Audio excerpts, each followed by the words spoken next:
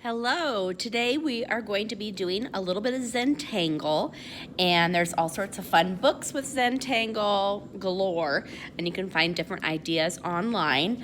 I have uploaded a little Word document with several different ideas on it for you if you want to use them, but I am totally fine if you want to make up some of your own. Okay, so you're going to be needing for this project a small piece of paper. Mine's about 4.5 inches. 4.5 inches by 4.5 inches. So you can cut paper. It can be a larger sheet too. It just takes a lot of time. So that's why I'm working small. And then I have my pencil and eraser. And then I'm going to be using a Sharpie pen or a thin pen, permanent pen. But if you don't have one of these at home, I'm totally fine if you use like a black pen, like a regular pen works as well. So just keep that in mind. So to start this off, we are going to draw 4 small dots on all corners, okay? And then now I'm going just to connect the dots with a line. It doesn't have to be perfectly straight. If you want it to, you can use a ruler, of course. Okay, so I've connected all the lines. And now we're going to make like a Z, okay? Now the key is that you want to touch about the middle of all 4 sides. So I'm going to start kind of in the middle here and go up to the top, go down to the bottom. That's not quite in the middle, but that's okay. And then go off to the side. So I have a Z-like shape. So now you have 1, 2, 3, 4 sections you can do 4 different patterns in, okay? And these patterns can be anything you want. So you can have like zigzags. This is one of the samples from the first page. So zigzags. Oops. And then they had little dots here, like little bubbles. And you don't have to do the same ones as I am. You can do whatever one from the packet, or you can look online or make up your own. Okay, and most of them start with pencil, and then after you do the pencil, you'll trace over your lines with the marker, and then you can do a little pencil shading. Okay, and you get the idea. And I've got one that I've got a little bit farther along, so you can see this one. So let's say if I want to do my next one section here. I think I'm going to do like some crisscross little lines. And I'm going to have the lines going this way. So it's kind of like a checkerboard, but they're a little softer, almost like pillows. And then on this one they have a little curve in all the sections. And it takes time. This is one of the main reasons why we're working so small, because the little sections take some time. And I personally like to do all my drawing first with pencil and then the Sharpie. But if you want to draw a section, use Sharpie, finish each section at a time, that's fine. There really is no wrong way. It's just whatever you feel comfortable with.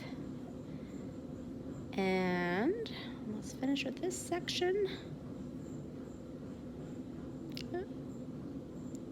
Okay, and then they have, on this one, they have like a dark little mark on the inside, almost like a flower. And then I would trace over all this with marker, but I'm gonna move on to my next one. My next one, maybe I'm gonna do lines again. This time it's gonna be a little straighter. Okay, and then I'm gonna have it kind of zigzag up and down, up and down, up and down. And then the next one's gonna be the same thing, just kind of following my designs. It's kind of like a chevron pattern. This is another one of the Zentangles patterns that they actually have created. They all have fun names to it. And then you always want to remember, trace, if I can get this marker cap off, trace your pencil lines, trace all of these lines. The only ones I didn't trace are the dots in the corner, so that's kind of up to you if you want to trace them.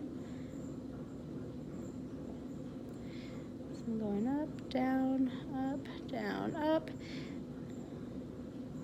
And on this one, they have every other one colored in. So I'd color in this section here. And this is where it takes some time if you have some coloring in. And if you want to, this thin marker, if it's not working fast enough and you have like a regular Sharpie, like a regular fine point, you can use that to color in a large area.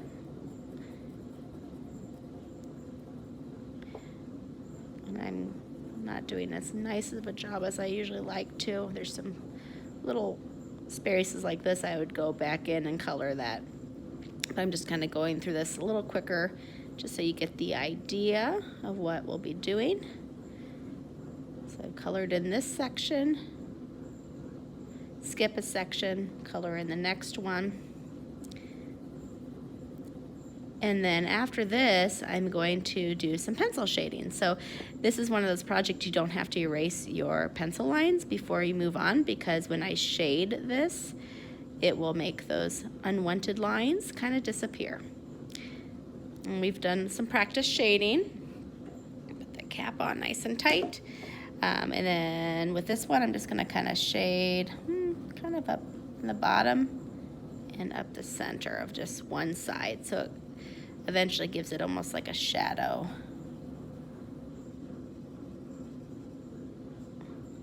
I'm using the side of my pencil because it's super sharp.